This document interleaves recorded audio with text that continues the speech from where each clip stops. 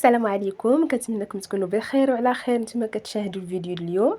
كيف ما شفتوا اليوم جبت لكم الجديد، واحد الطويجين من داكشي.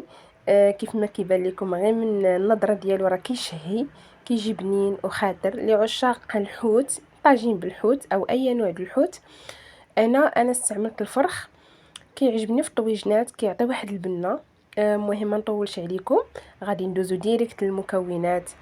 هنا كيف ما كتشوفوا معايا عندي المكونات اللي احتاجيت فيها الطاجين ديال الحوت.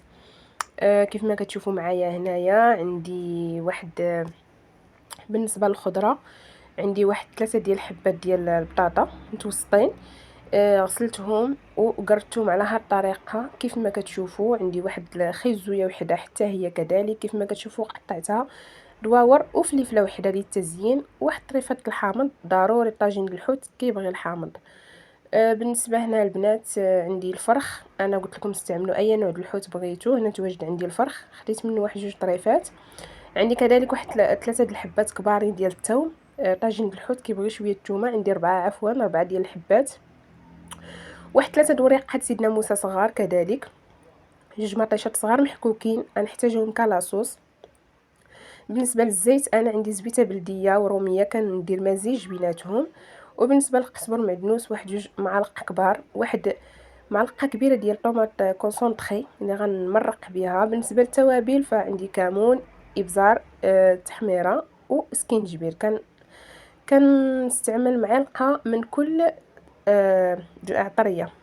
وعندي الملح كيبقى على حسب الذوق. صافي هنا ديريكت غادي ندوز نحضر الطويجين ديالي اللي كيجي بنين. عندي اول حاجه خيزو كنفرشو من التحت لانه ما كيخليش الطاجين يتحرك. كنضيفو من التحت، كنستفو كامل على هذا الشكل هذا. وهنا غادي ندوز، خديت واحد فين غادي نخلط خضيره ديالي نشرملها.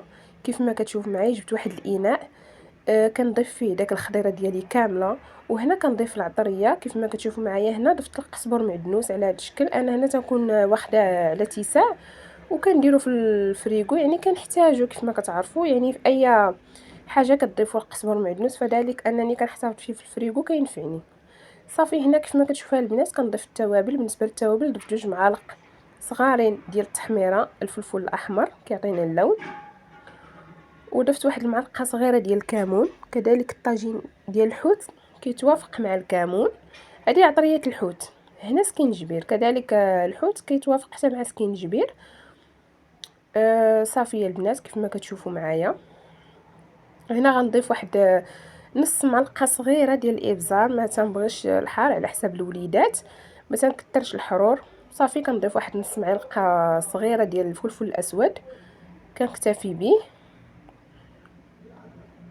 وهنا البنات راني ضفت الثوم كيف ما شفتوا، راه حكيتها وضفتها. وكنضيف واحد شويه ديال الزويته بلديه كتعطي واحد النكهه للخضيره. وكذلك كنضيف الملح. بالنسبه للملح راه كتعرفوا حسب الذوق، يعني كل وحده شاده عبار بالملحه ديالها في يديها. فصافي هنا البنات كيف ما كتشوفوا معايا، صافي من بعد ما كندير التوابل كنخلط الخضيره ديالي كامله بداك الشرموله كتلبسها. وصافي كنبدا نستف الخضيره ديالي على الطاجين. هنايا الطويجين ديالي كيف ما كتشوفوا كنزيد فيه واحد خطيط ديال الزويته بلديه وخطيط ديال الزويته روميه، غير شويه البنات بحال هكا. داك الزويته كتقص لينا الطويجين باش ملي كيدخلوا الطيبه من التحت ما تيشوطش ليا الخضيره، يعني كتكون واحد الزويته من التحت. صافي هنايا من بعد ما ضفت داك شويه الزيت كنستف الخضيره ديالي على هذا الشكل. كنستفها على هذا الشكل هكا. كندير الخضيره هي الاولى، عاد كندير الحوت من الفوق، لان كيف ما كتعرفوا الحوت راه دغيا كيطيب، يعني ما تياخذش الوقت في الطياب. الخضره كيف ما كتعرفوا كتبغي الطياب، فكنضيفها من التحت باش توصلها طيبه مزيان. والحوت كنخليه من الفوق. صافي هنا كنستف الخضيره ديالي على الشكل اللي بغيتو. انا هنا عندي طويجين شويه صغير وكانت عندي شويه خضيره كثيره، فحاولت انني نستف بيناتهم. صافي كنضيف فلفله حتى هي من الفوق على هذا الشكل هذا.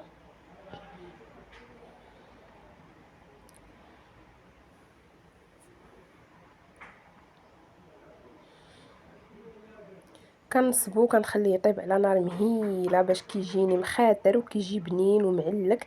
داك الطويجين اللي اللي كيعجبنا كاملين. يعني نصيحة باش الطاجين يجيك زوين وخاطر وبنين وما يحرقش ليك، ديما نصبيه على تيساع ونصبيه على بوطه مهيله. كتشوفوا الطواجنات اللي كيطيبوا على الفخار كيفاش كيجيو، لان الفخار يعني كيكونوا مهلين عليهم في النار، يعني كيطيبوا كيجيو بنينين معسلين معلكين كيعجبونا. هذا هو السر باش ينجح الطاجين من الطياب ديالو، يعني النار تكون مهيله. صافي هنا كندوز داك الاناء نيت اللي كنت خلطت فيه الخضره، هو نفسه كنضيف عليه داك الحوت ديالي، كندير عليه الثومه واحد جوج حبات ديال الثوم، الكمون والتحميره معلقه معلقه. صافي شويه الملح، بالنسبه للملح شويه البنات ما تكتروش. انا دابا كل خضيره درت فيها شويه، يعني اي حاجه كندير شويه باش كتجي المهم منكهه وصافي.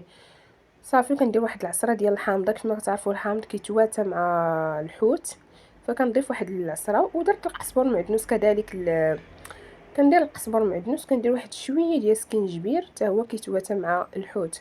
صافي كنخلط الحوت ديالي مزيان تدخلوا داك الشرموله، وكنضيفوا على الطاجين كنديروا الوسط كيف ما كتشوفوا. صافي هكا البنات. وهنايا نفس الاناء كنخدم به، كنجيب داك المطيشه اللي حكيت كنديرها في الاناء كنكبها، كنزيد نيت على هاد الشرموله هادي، وكنضيف داك معلقه كبيره ديال طوماط كونسونطري اي مطيشه الحك، كنضيف واحد المعلقه كبيره، وكنزيد نسم هاد لاصوص، كنزيد عليه شويه الملح، وكنزيد عليها واحد راس معلقه ديال سكينجبير، وراس معلقه ديال التحميره، راس معلقه ديال الكمون. صافي تنحركها وكنضيف عليها شويه تاع الماء، وكنضيف عليها واحد العصره د الحامض. كيف ما كتعرفوا كتجي يعني محامضه طاجين د الحوت، كتبغيوه يجي محمض شويه كيتواتى مع الحامض. صافي كنحرك هنا لاصوص، كنزيد عليها واحد شويه الماء حيتاش خاطر يعني كتزيدوا عليها واحد شويه الماء باش كتجري واحد شويه، حيت هذه باش غنمرقوا الطاجين ديالنا. كيف ما شفتوا ما كنضيفش ليه الماء نهائيا، يعني هو كيطلق الماء ديال وهاد لاصوص كذلك. صافي كنكتفي بها. راك هكا البنات جربوه، راه كيجي شهوه منه ما تشبعوش منه. صافي هنايا البنات هذيك بالنسبه لداك ورقه سيدنا موسى، راه حتى هي كنضيفها في الطاجين حيت كتعطي واحد النكهه وواحد اللذه خاصه كتعطيها. كنضيفها في كاع الحشوات وكاع الطواجن اللي كندير، كنضيف فيهم ورقه سيدنا موسى لانها كتعطي واحد البنه واحد البنه. صافي هنايا كيف ما شفتوا لاصوص ديالي، كيف ما قلت لكم راه كنزيد العطريه من بعد، يعني كنسمها حتى هي. صافي تنحرك كلشي وتنكبها على الطواجن ديالي. وفي هذا الاثناء الطاجين ديالي تيكون يعني واجد، كنشعل عليه النار على بوطه مهيله وكنخليه يطيب ليا. كطيب يعني ما كيحرق ما والو، كيجي هو هذاك في الطياب ديالو. صافي هنا راه استفدت داك ورقه سيدنا موسى كيف ما كتشوفوا، وكنضيف دابا داك لاصوص ديالي كنكبها على الطواجن ديالي من الفوق. هي راه كتهبط ما بين الخضيره، اصلا الخضيره راه مشرمله، يعني كلشي راه كيجي بنين، راه كلشي مشرمل. هي كنمرقوا بها، فراه كيف ما كتشوفوها راه خاطره، راه هي كتعطي البنه. وداك الحامضات اللي استعملتهم حتى من الفوق كتزيين. صافي كتزيين. وهنا كنقول لكم الطواجين ديالي واجد، كنسد عليه وكنخليه يطيب على بوطه مهيله ونرجع لكم. هنا بعد ما طاب الطويجين ديالي، شوفوا يا البنات راه كيشهي كيجي غزال. كنتمنى تجربوه. الا عجبكم ما تنساونيش من البارطاج، بارطاجيوه مع الحباب ومن اللايكات والاشتراكات. شكرا لكم بزاف، شي تعاليقاتكم زوينه بحالكم. شكرا لكم بزاف، الى فيديو اخر ان شاء الله.